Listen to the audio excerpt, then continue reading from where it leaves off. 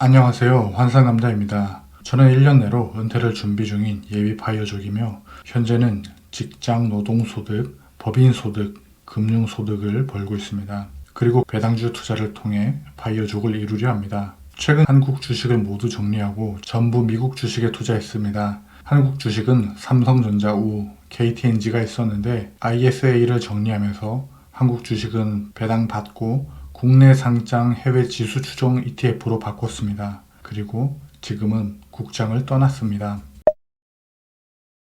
배당금은 법인과 제 계좌, 아내 계좌로 분산되어 들어오고 있고요. 5월에 받은 배당금은 세후 134만 6,084원입니다. 전부 직투 계좌에서 들어왔습니다. 이전에는 직투 계좌와 연금 계좌를 불문하고 배당을 받았지만 몇 개월 전에 연금 계좌에서 배당 투자는 모두 정리했습니다. 배당 알림 문자가 귀찮기도 하고요. 연금 계좌와 퇴직 계좌에서 배당금을 받아도 결국 다시 재투자해야 되는 수고로움이 있기 때문에 연금 계좌에서는 더 이상 배당을 받지 않게 세팅했습니다. 배당을 받은 종목은 제피에서 37만원, QYLD에서 52만원, 리얼티인컴에서 10만원, 애플에서 29,000원, 2621에서 17만원, SGOB에서 13만원 정도를 받았습니다. 받은 배당금의 대부분은 같은 종목에 투자했지만 QYLD의 배당금은 마침 SCHD가 저렴해졌길래 싸게 매수했습니다. 이전 영상에서 굳이 SCHD에 투자 안 하겠다고는 했지만 저렴해지면 더 많은 배당을 받게 되다 보니 흥미가 생기더군요. 저는 어쩔 수 없는 배당 투자자인가 봅니다. 올해 1월부터 5월까지 받은 배당금은 세후로 1,084만원의 배당금을 받았고요. 올해를 나타내는 녹색 그래프가 작년을 나타내는 그래프보다 더 큰 것은 배당 재투자와 노동소득 덕분입니다. 다만 이번 5월은 작년보다 더 적게 받았네요. 분발해야겠습니다. 저는 SCHD에 포트 비중의 40%가 넘게 투자했기 때문에 3월, 6월, 9월, 12월에 들어오는 달만 반짝 300만원, 400만원 이상이 들어오고 나머지 달은 100만원에서 200만원 정도 들어옵니다. 여기서 잠깐 배당금 2천만원을 받으면 세금 많이 낸다고 대리 걱정하시는 분들이 많은데요. 부부끼리 명의 분산을 하시면 세후 월 140만원까지 받을 수 있고 ISA, 퇴직연금 계좌를 활용하시면 비과세 혹은 일부 저율 과세가 되기 때문에 걱정하실 필요가 없습니다. 저 역시도 아내와 남편 계좌를 분산했고 법인까지 가지고 있어서 더 세금 걱정을 안 하고 있습니다. 저는 2019년도부터 배당금 투자를 시작했고 이번 결산까지 세후 5,310만원의 누적 배당금을 받았습니다. 약 0.5억의 배당금을 받았네요.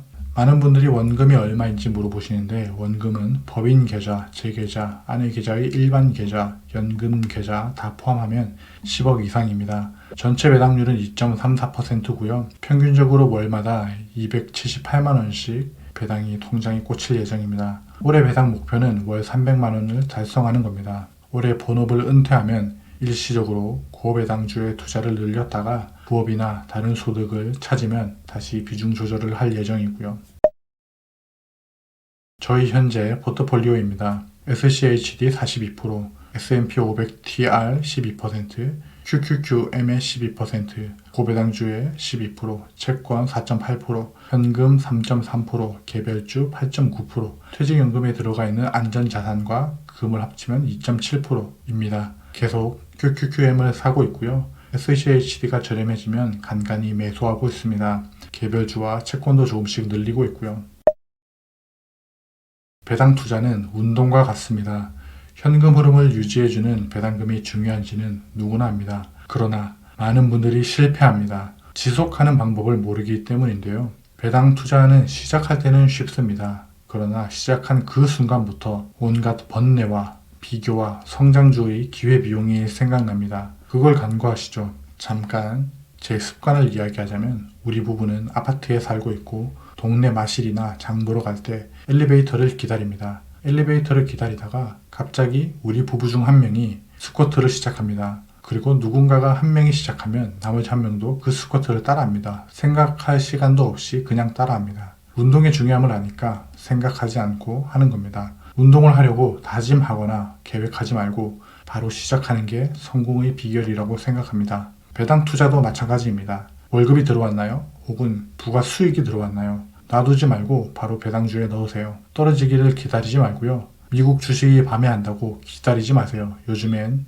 증권사마다 데이마켓도 있고 예약 매수도 있습니다. 투자한 종목이 떨어질까봐 무섭다면 적립식으로 나눠서 투자하시면 되고요. 생각과 행동을 같이 하지 마세요. 생각할 땐 생각만 하시고 행동할 땐 행동만 하세요. 행동하면서 생각하면 고민만 증폭됩니다. 이걸 살까? 저걸 살까? 그런 생각은 접어두고 과거에 투자를 결심했던 나를 믿고 투자하는 겁니다. 생각은 6개월에 한 번, 1년에 한 번 리밸런싱 할 때나 고민하시고요. 투자하는 동안은 그냥 하던 대로 관성대로 돈 넣고 매수 걸고 잊어버리세요. 투자한 자체를 잊으세요. 그래야 오래 할 수 있고 지속할 수 있습니다. 투자한 거 들여다보지 말고 부업이라도 하나 더 하시고 본업 스킬을 하나 더 배우시길 바랍니다. 컵에 물이 반쯤 차 있다면 물이 반밖에 없네 라고 하지 말고 물이 반이나 있네 라고도 하지 마세요. 그냥 컵을 더 키우세요. 컵 자체를 키우는 게 훨씬 더 남는 장사입니다. 컵이 작다면 컵을 더 구해오고 컵을 더 키우세요. 수량에 집중하세요. 시드가 없다면 그게 훨씬 더 효율적입니다. 한마디로 걱정을 행동보다 앞서가게 하지 마세요.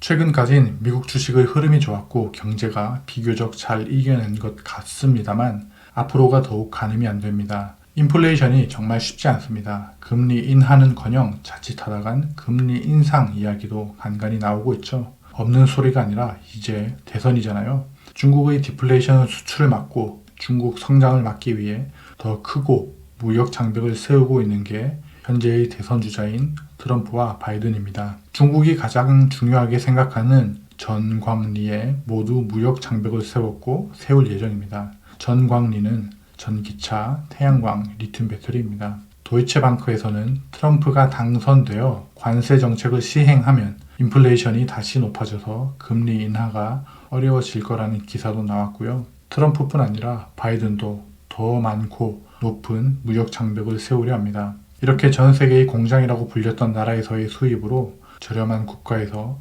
생필품과 필수품 수입하던 시대에서 보호무역이 대세가 되는 시대로 급격히 넘어왔습니다. 그리고 미국 대선은 한마디로 누가 중국 더 잘 때리나로 가고 있고 그에 따라 인플레이션을 억제하고 성장을 촉진하며 쉽게 풍요를 누렸던 날들은 이제 다시 오지 않을 느낌입니다. 다만 그렇게 무역 장벽을 세워도 최근까지는 잘 이겨냈습니다. 미국은 인플레이션이 높은데 성장도 비교적 탄탄했죠. 이민자로 인해 저렴한 비용으로 생산성이 증가했고 인플레이션을 완화시켰다는 의견도 있고요. 지난해부터 증시가 어려울 만하면 AI의 등장, 보조금 지급, 보호 장벽을 세우고 AI의 업그레이드가 수차례 반복되었습니다. 그리고 적절한 시기에 실적도 비교적 괜찮았고요. 다만 코로나로 풀었던 돈들과 대내외 상황들이 인플레이션을 멈춰 세울 만한 요인으로 작용하지 않는 게 문제입니다.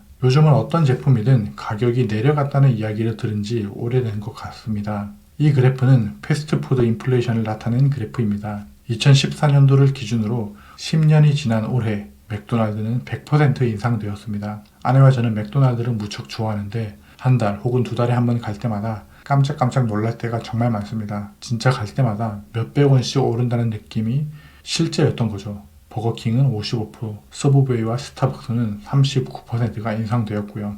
이런 실생활에 근접해 있는 물가를 비롯해 원자재 가격도 강세입니다. 금, 원유도 올랐고 은도 올랐습니다. 은은 올해만 무려 30%가 넘게 올랐습니다. 이런 인플레이션들이 좀 꺾이는 징후가 있어야 금리 인하가 현실화될 것이고 채권 수익률이 낮아지며 그제야 배당주들도 힘을 다시 낼 것입니다. 지금은 정반대의 상황이죠. 그래서 현재 배당주에 전액 투자를 하시면 힘든 시기를 보내시고 계실 거라 생각합니다. 저도 마찬가지고요. 금리 인하뿐 아니라 횡보하는 기간 혹은 금리 인상도 고려하셔서 유연하게 대응하시길 추천드립니다. 인상이든 인하든 어떤 상황이 오든 변동성을 줄여야 원래 나의 투자 원칙을 지키고 오래 투자할 수 있습니다. 제가 자주 이야기하는 게 있죠. 공격수, 미드필더, 수비수를 갖춰야 주식시장이라는 게임에서 내 플레이를 할 수 있다고요. 주식은 버는 것보다 잃지 않는 게 중요합니다.